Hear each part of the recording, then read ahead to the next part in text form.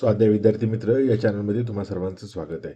मित्रांनो, आज आपण इयत्ता 5वीचा परिसर अभ्यास भाग 1चा 18वा धडा पर्यावरण आणि आपण याचा स्वाध्याय बघणार आहोत.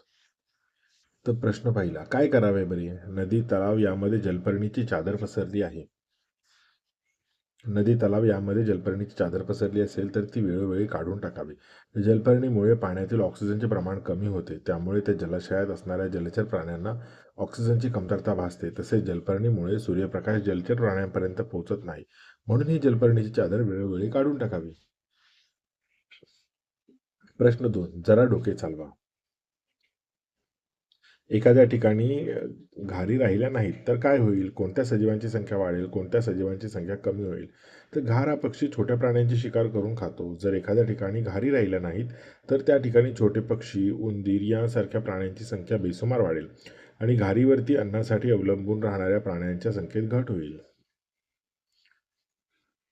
खालील प्रश्नांची उत्तरे लिहा. स्थलांतर म्हणजे काय?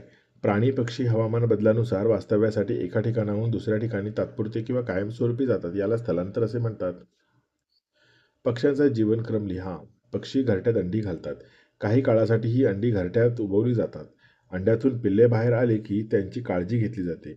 पिल्लू मोठे होऊन ते उडू लागले की ते घरट्यातून उडून जाते. हवा प्रदूषणाची 2 कारणे लिहा. उत्तर, उद्योगधंदे, कारखाने यातून बाहेर पडणारा धूर, वाहनातून बाहेर पडणारा धूर. जमिनीवरच्या उपलब्ध वनक्षेत्राचा वापर आपण कशासाठी करतो?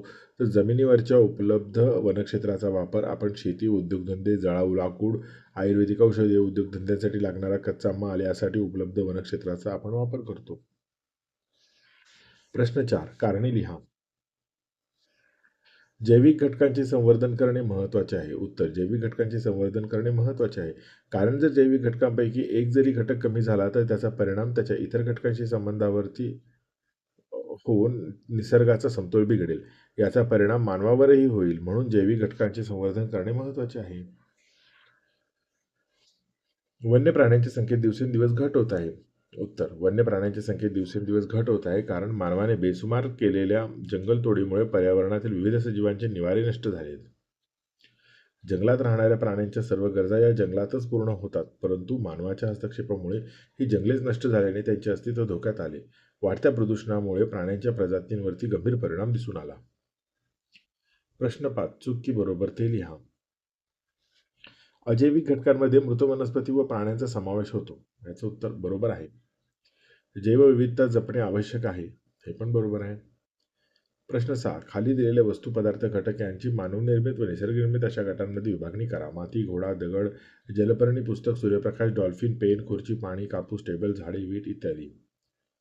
तर बघा, मानवनिर्मित कोणत्या कोणत्या आहेत? पुस्तक, पेन, खुर्ची, टेबल, वीट. आणि निसर्गनिर्मित माती, घोडा, दगड, जलपर्णी, सूर्यप्रकाश, डॉल्फिन, पाणी, कापूस, झाडे. उपक्रम, world wide fund for nature WWF या आंतरराष्ट्रीय संस्थेच्या कार्याविषयी माहिती मिळवा. आणि पृष्ठ क्रमांक 89 वरील कृतीत तुम्ही काही बातम्यांचा अभ्यास केला आहे. सजीवांवरती होणारे दुष्परिणाम टाळण्यासाठी तुमच्या परिसरात काय केले जाते याची माहिती मिळवा. हा स्वाध्याय कसा वाटला हे मला कमेंट्समध्ये कळवा.